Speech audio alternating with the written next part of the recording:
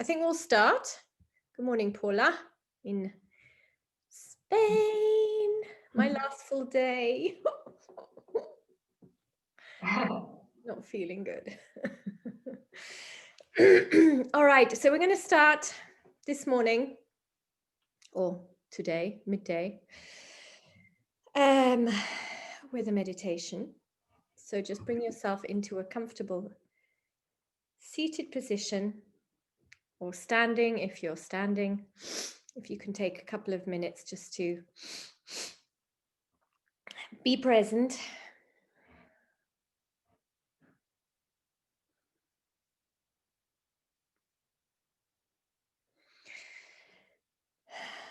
Connect with your breath.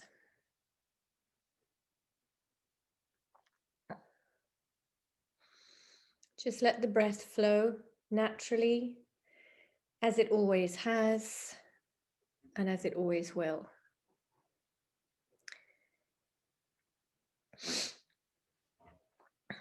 And visualize each breath as a bridge, connecting you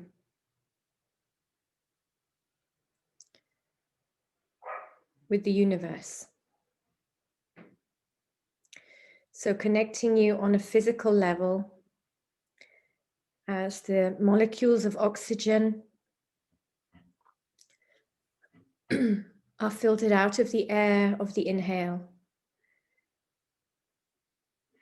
and carried in the hemoglobin of your red blood vessels around your body to nourish and energize any cell that is currently in need of that nourishment. Just take a moment to fully appreciate how your body is built by the breath, and how your breath is this bridge that connects you with all that is. And just this morning, becoming super conscious through your inhale at the moment of this gift that you receive.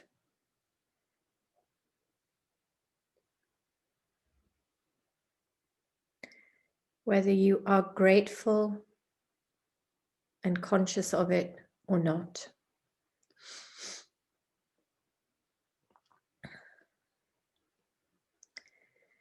And how your exhale is the bridge in the opposite direction, allowing your body to cleanse and offload what it no longer needs. The universe happily receiving what no longer supports you, to allow you to continue flourishing, thriving, just getting about your life without having to think or negotiate for this most vital gift.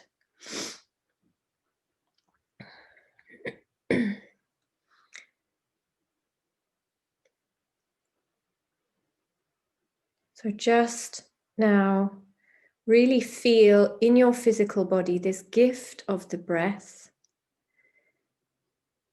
and the bridge that it provides between you and all that is, that you are not separate, but moment by moment your body is nourished and then cleansed.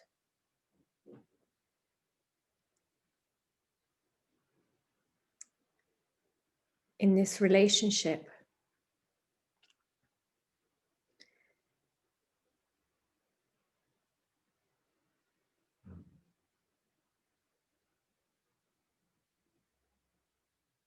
This contract, which is an unwritten rule of simply being. You are held, you are nourished.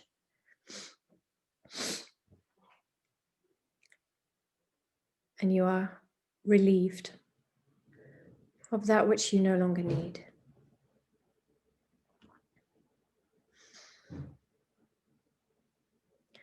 And on an energetic level, this prana that you receive, the energy that gives you life force.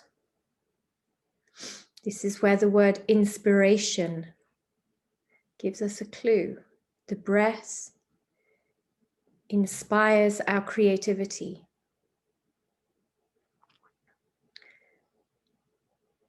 The breath is the life force.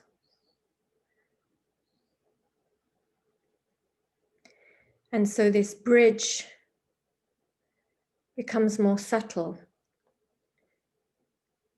yet deeper in its meaning and importance to us. That every breath inspires us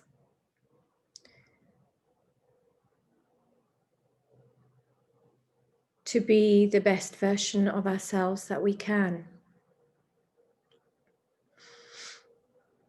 Each breath inspires us to be a better human being, to take better care,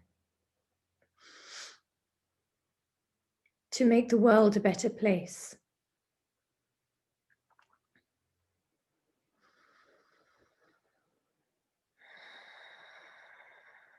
And the exhale is reminding us to release, relax, and let go.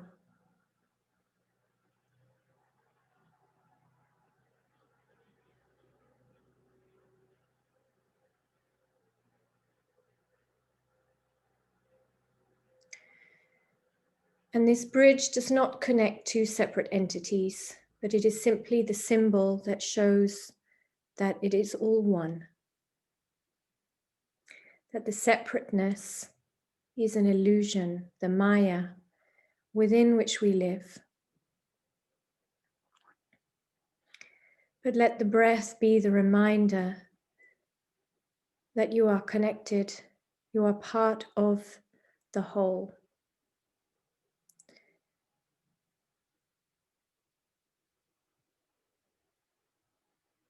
That it is co-creation, your life, your impact is co-creation.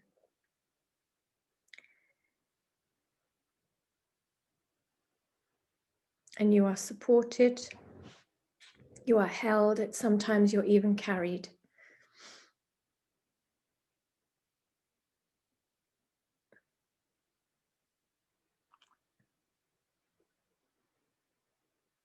Take 3 long, deep breaths, really connecting consciously with each part, with the blessing of each inhale and exhale.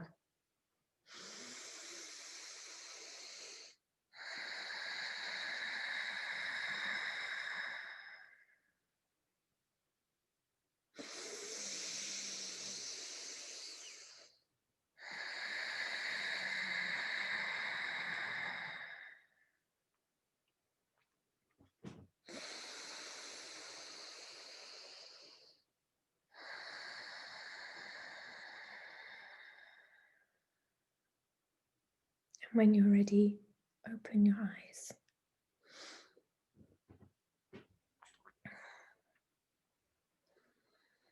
Okay. All right. So today, week 2, in terms of the habits, we are looking at early to bed.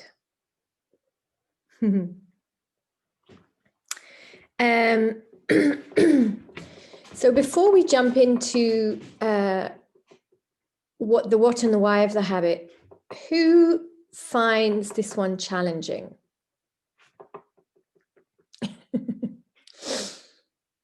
Capucine is good. Okay, and Marco and Diana have disappeared. No, sorry, can you repeat the question? Oh, okay.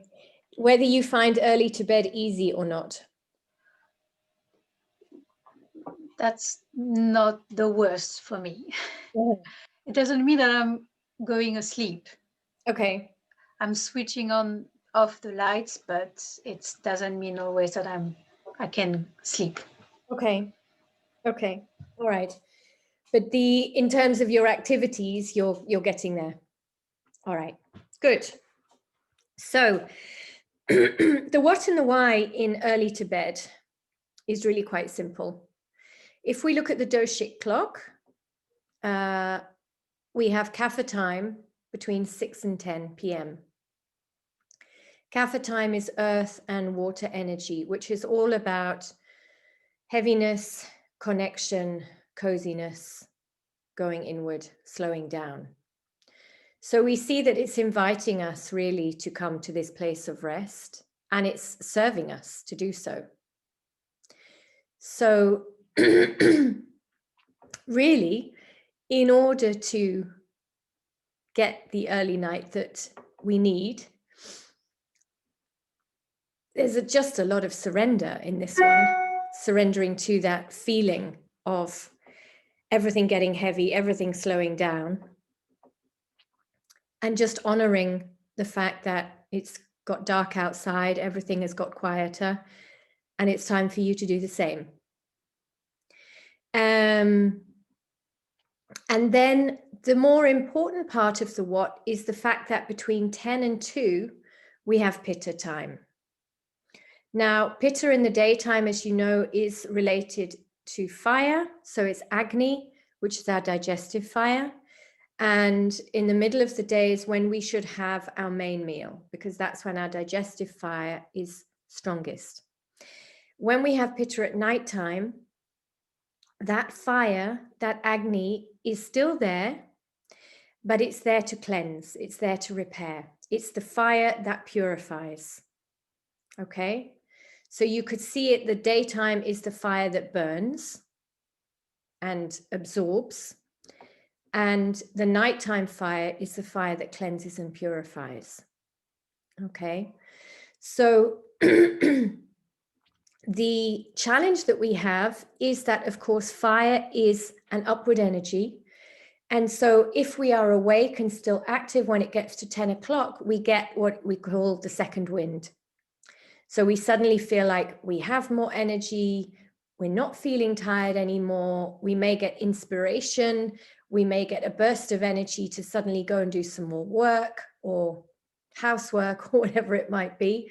But normally it tends to be sort of computer work, and that then is a vicious cycle because then we're receiving the stimulating rays off the screen.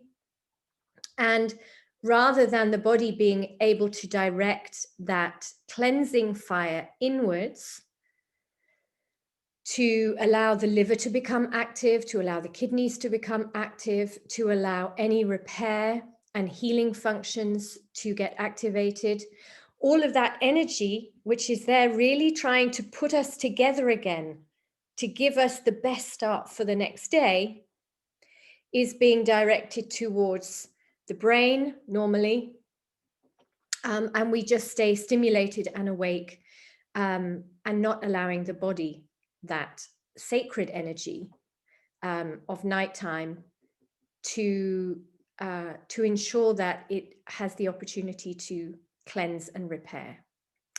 And that over time,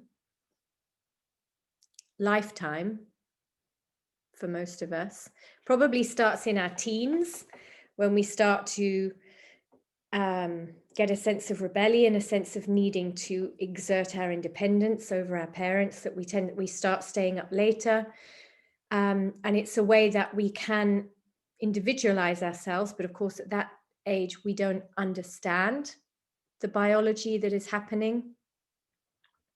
We're very much in our egos, and we create patterns then which we carry into our adulthood.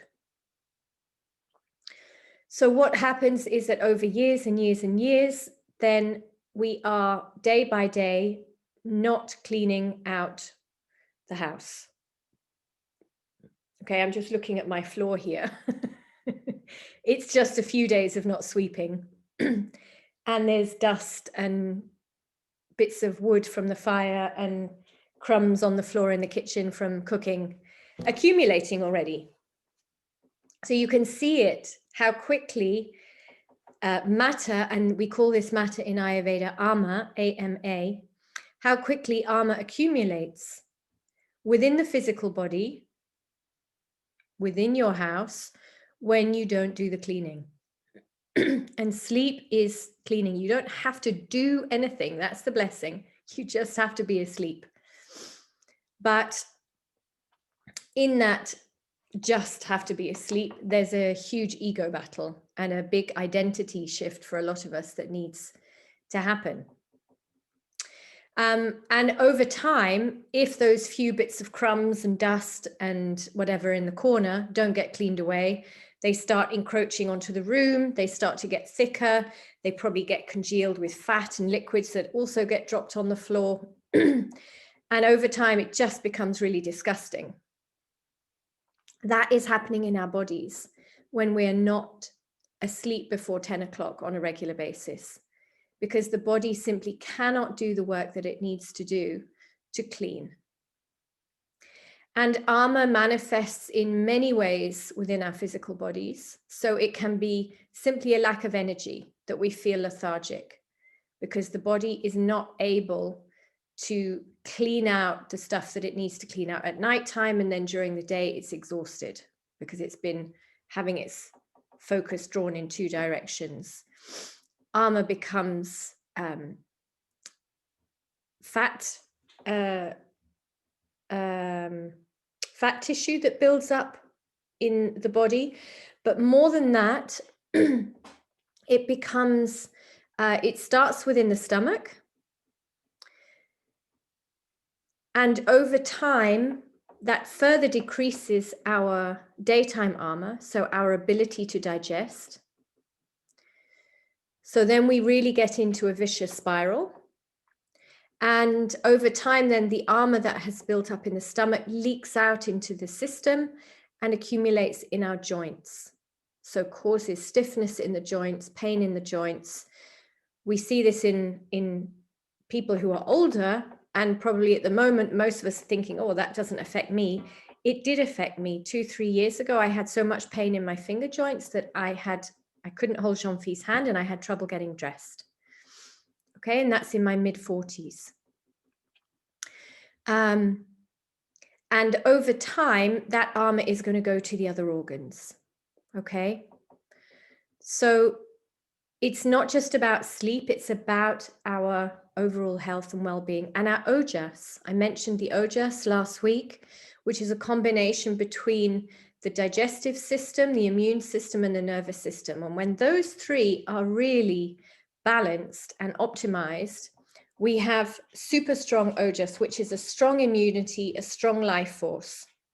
And we are calm and we feel really, really great in our body. But when we are neglecting one or more of those systems, and through sleep, we're impacting all three, or a lack of sleep, we're impacting all three, we start to degenerate our ojas, which means that we have a degeneration in our overall well-being. And over time, that manifests as autoimmune disease. We didn't have these 100 years ago. And there's now, I think, almost 100 known autoimmune dysfunctions. Diabetes type 2, we didn't have. Okay, this is from eating at the wrong time of day. So early to bed is not just about sleep. It's about the importance of sleep.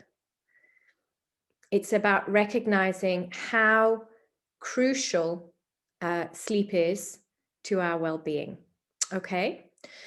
Now, what I want us to look at in conjunction with early to bed today are the 3 malas.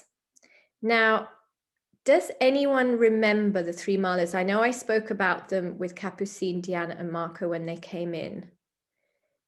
Do either of you remember? Malas? 3 malas. No. So it's good I'm bringing it up again today. Paula, do you happen to know what the 3 malas are? No. Okay. All right, good. So the 3 malas are recognized by the yogis as the 3 ways in which we sabotage ourselves. Okay. And this goes back to the meditation that we started with. They are our sense of separation. And through that illusion of separation, the beliefs that we generate about ourselves sabotage us. Okay, so I'm going to run through the 3 malas quickly for you to give you, for Paula, it's maybe the first time, and for the other 3, a reminder. Enjoying the sun. Sun since beginning of December. Oh, yeah, soak it up. You're like a sunflower. So the 3 malas. The first mala we're going to talk about is Anava mala. You might want to take some little notes here because I'm going to ask you to do some sharing on it afterwards.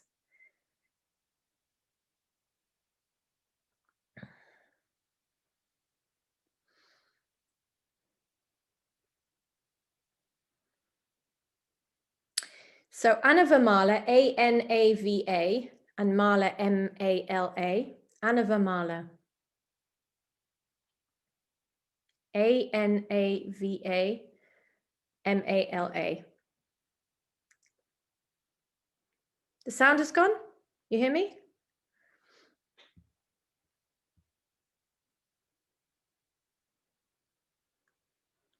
Capucine, you can hear me, and Paula? Yeah, okay. Marco, you hear me again? She's got her earphones plugged in. Okay, good.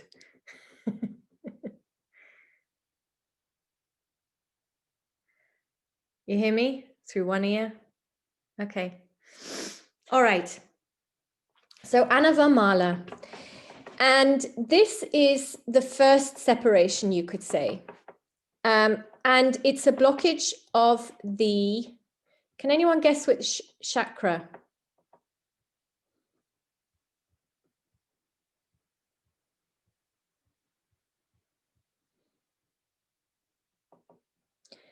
Heart. Anahata is the heart chakra. Anavamala is the blockage at the heart. And what it actually means is small, infinitesimal. And it's about feeling diminished. So Anavamala manifests in our feeling of separation. So it might be that we manifest a belief of, I'm the only person feeling this. I'm not good enough. And I'm dealing with this all by myself. Nobody is here to support me. Nobody understands me. And I'm all alone.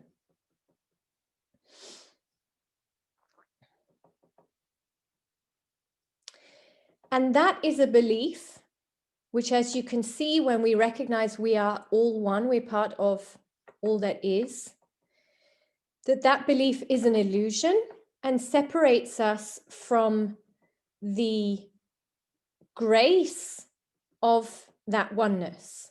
And when we recognize that feeling of we're all one, and we allow connection between ourselves and others, we give and we receive support. And so the self-sabotage is in not allowing ourselves to be supported, not asking for help, believing we're the only ones struggling. So there's a sense of shame attached to it. And we close down. And what happens is that that illusion becomes a reality. Yeah, when we stop connecting, when we stop asking for help, when we stop reaching out because we think that we're the only ones, then we are alone. So Anavamala. So that's the heart chakra block. So the second one is Maya Mala. M-A-Y-I-Y-A. Maya Mala.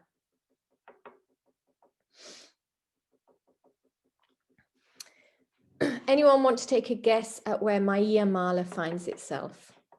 Which chakra is blocked at Maya Mala?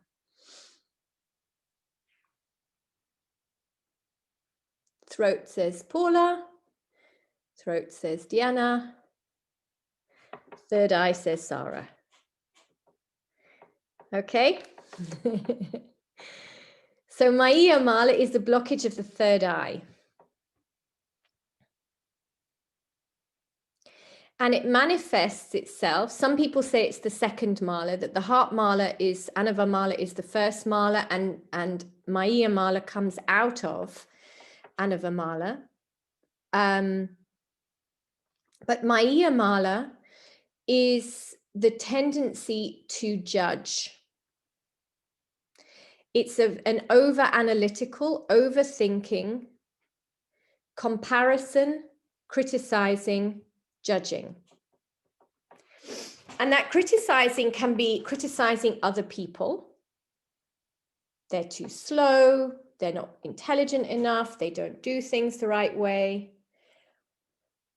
Or it can be criticizing of ourselves. I'm not good enough, I don't have the right skills, I'm not pretty enough, tall enough. All the not enoughs find themselves at Maya Mala. And whether we criticize or sell ourselves or others, it's ultimately the same thing.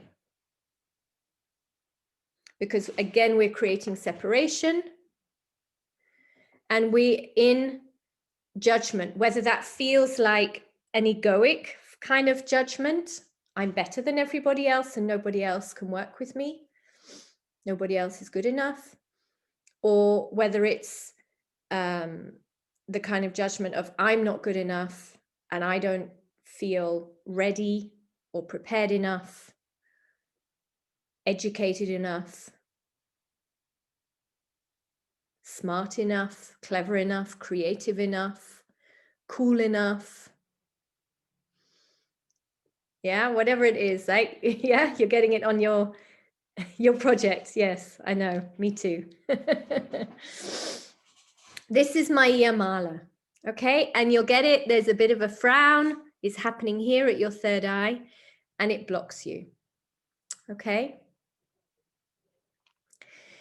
The third Mala is Kama Mala, K-A-M-A, not karma, but Kama.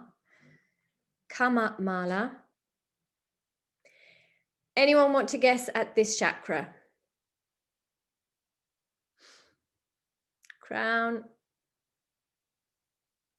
root, somewhere in between. Navel. Okay, it's the third chakra. And Kama Mala is about, it's the most physical one. So it's a lack of action. And for this reason, it can be also said to be the third one, which comes from the first two, if we see it as a successive relationship. So Kama Mala is then an inability to act.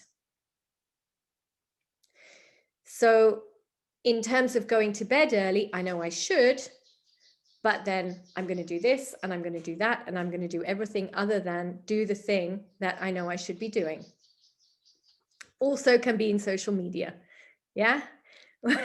We love distractions. We're very good at procrastinating, about getting busy with things which are not our priority. I put that question in before we started from my mentor into the forum about if you were to prioritize one thing, what would it be? And this is just that kind of question is there just to get you thinking about, okay, what is the most important thing? And am I really putting all of my energy and my resources towards achieving that?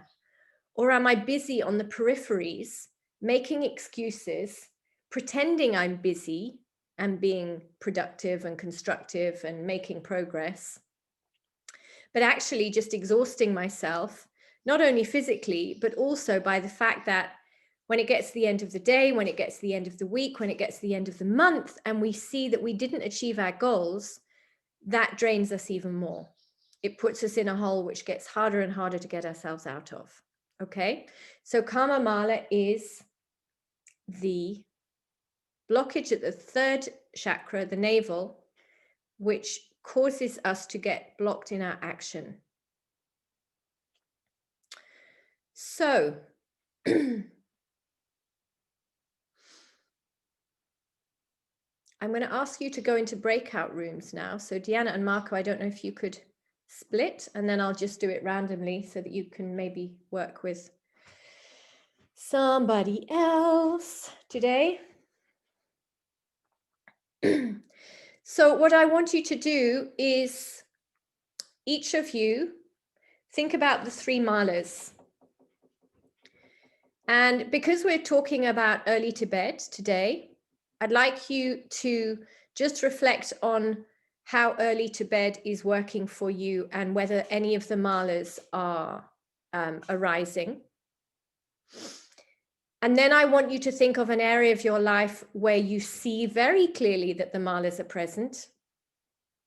Yeah, so there's been some nodding of understanding and, oh yeah, I recognize myself in that as I've explained them.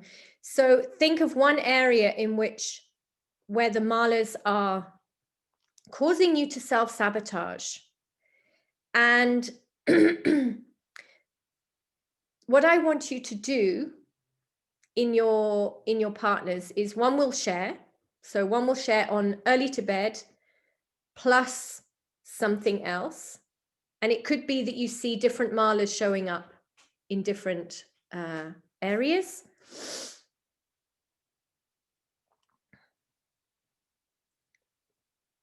And then I want the other person, the listener, to hold an interview with the person who's just shared.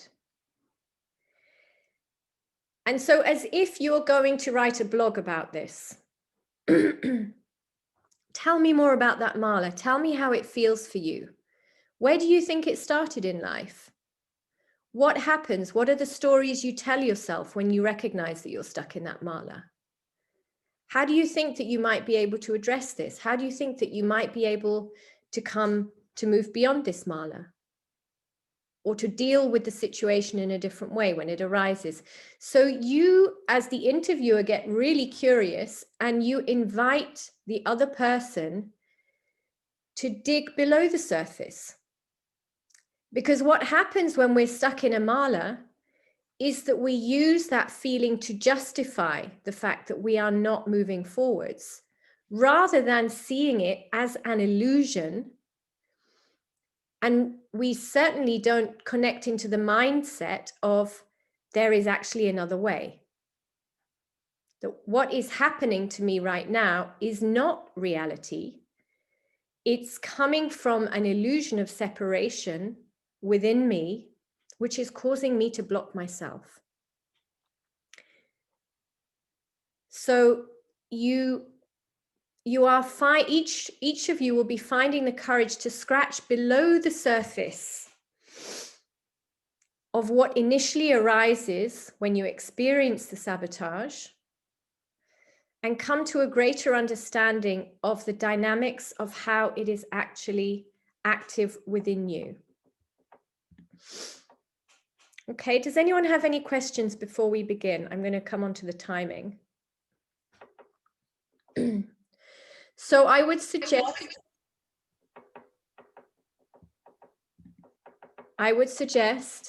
a 2 minutes to share, and then 5 minutes for the interview, and then you switch. Okay, so it's 7 minutes each, so we will be back at 10 to 12, more or less. So make sure that you have a timer.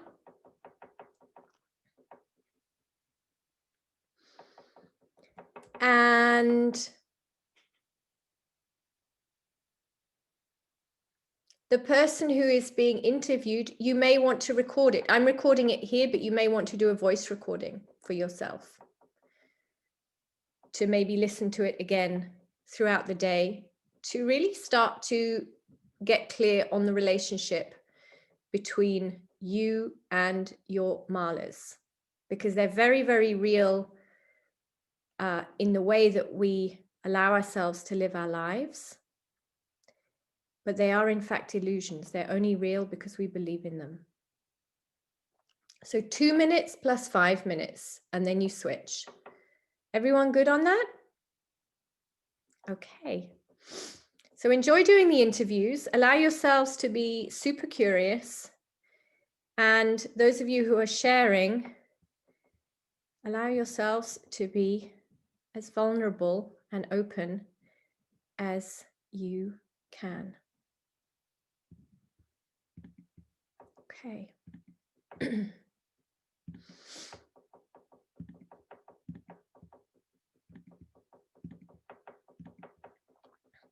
See you later.